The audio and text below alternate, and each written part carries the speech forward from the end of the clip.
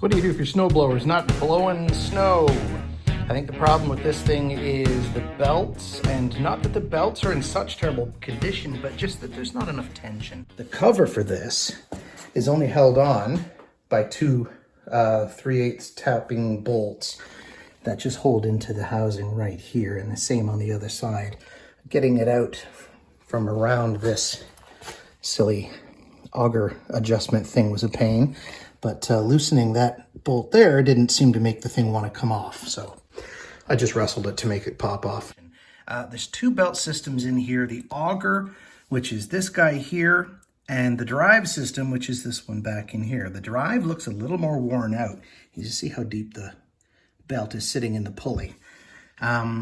Before I replace these though, I think I can just adjust the tension on them.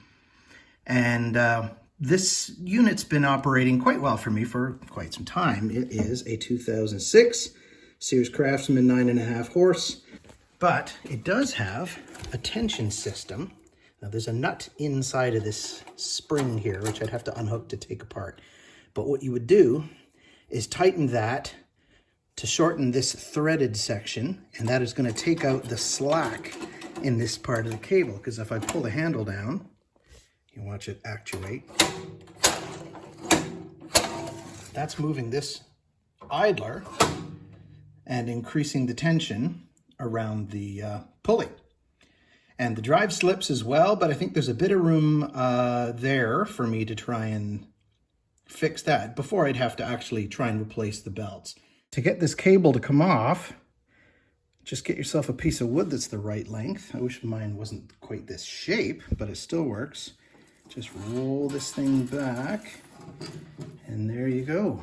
The drive pulley doesn't work the same way. Under the cover, you'll see it has an adjustment in that you take the cable off and put it on whichever one you can get to go the tightest.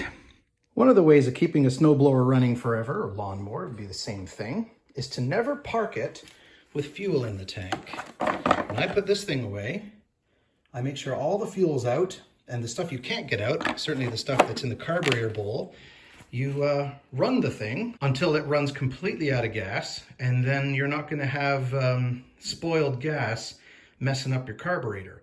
I have never had this thing tuned up. It's on the original spark plugs. I changed the oil, obviously, but that's an easy job. I've never had to tune it up because the thing runs perfectly. I don't even use the power start feature. Maybe used it a couple of times, but for the most part, I just use the starter pulley, or the starter handle, this guy, because the thing has worked perfectly every time for me. The worst part of this job has definitely been trying to get this goofy plastic housing to fit into its place. Found it! That wasn't so bad. There's two more bolts in here that were holding it in place, and there's a carriage pulley. Just see the edge of it. That's this guy. All right. Look at that. Much better. Now I can put this back together and test it.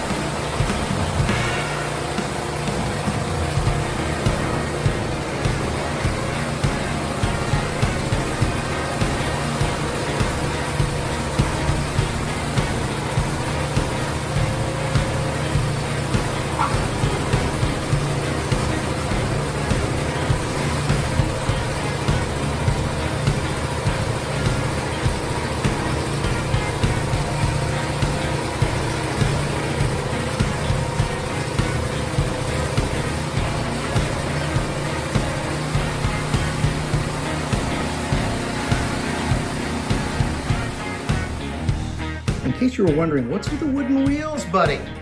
I patterned concrete driveway now, and I didn't want this metal plate scraping along on my nice concrete. So I just drilled holes in it and mounted wheels on those plate things. And I've just adjusted the blade so that it is just a little bit off the ground. I don't care that this thing's not going to do a perfect cleaning like a one stage would do for a patterned concrete driveway, but it'll clear the snow, which is really all I'm trying to do. Not fancy.